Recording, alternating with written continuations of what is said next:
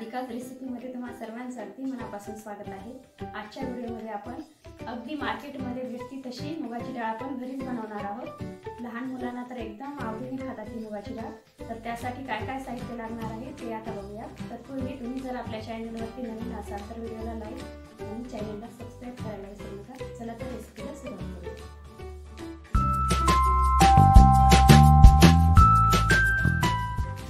मार्केटमध्ये किंवा दुकानावर भेटती तशी अगदी आपल्याला नमकीन अशी मुगाची डाळ बनवायची आहे। तर त्यासाठी मी इथे जाड मुगाची डाळ घेतलेली आहे 1 वाटी।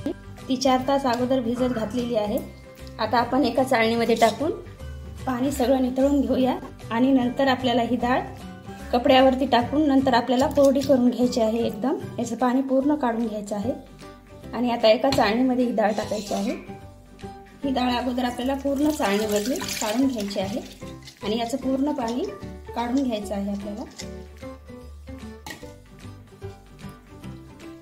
कपड्यावरती टाकून एकदम कोरडी करून घ्यायची आहे ही डाळ।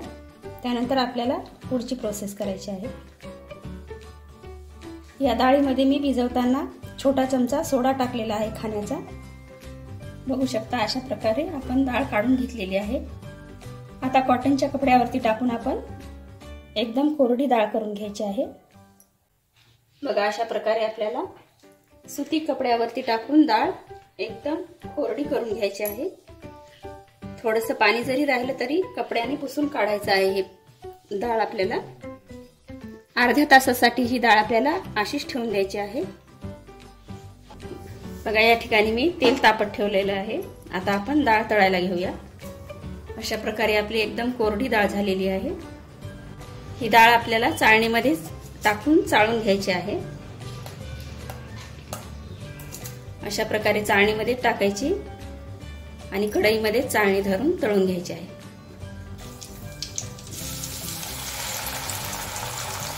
अशा प्रकारे आपल्याला डाळ तळून घ्यायची आहे। चमच्याने देखील तुम्ही यावरतीच असं फिरवत राहायचं आहे। यामध्ये टाकली तरी छान प्रकारे तळल्या जाते। फक्त डाळ करपू द्यायची नाही आपल्याला।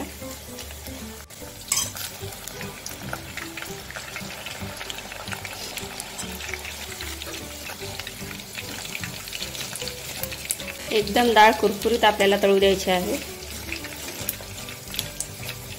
बघा अशा प्रकारे आपल्याला एकदम कुरकुरीत डाळ तळून घ्यायची आहे। आपली डाळ तळून झालेली आहे।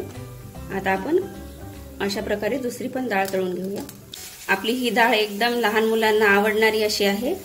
आपण घरीच बनवू शकतो, दुकानावरून आणायचीही गरज नाही आहे आपल्याला ही डाळ। त्यामुळे तुम्ही एक वेळेस नक्की ट्राय करून बघा। एकदम खुसखुशीत आणि चवदार अशी ही डाळ होते। अशा प्रकारे आपली डाळ तळून झालेली आहे। मार्केटमध्ये एकदम साधी डाळ भेटते। तर आपण यामध्ये अजून चविष्ट करण्यासाठी यावरती हिरवी मिरची आणि कोथिंबीर टाकून तयार करू शकतो।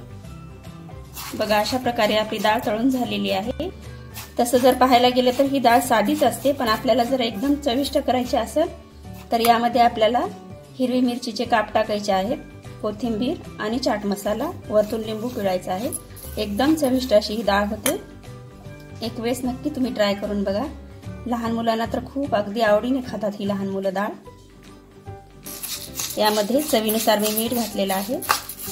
यामध्ये मी मिरचीचे काप, कोथिंबीर आणि चाट मसाला आणि वरतून लिंबू टाकणार आहे।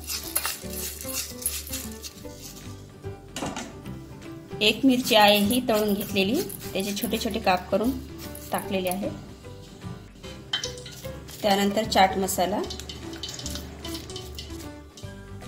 थोडंसं लिंबू आणि वरतून कोथिंबीर। आता आपण एकत्र करून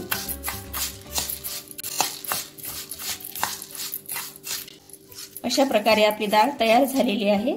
आता आपण सर्व करायला घेऊया।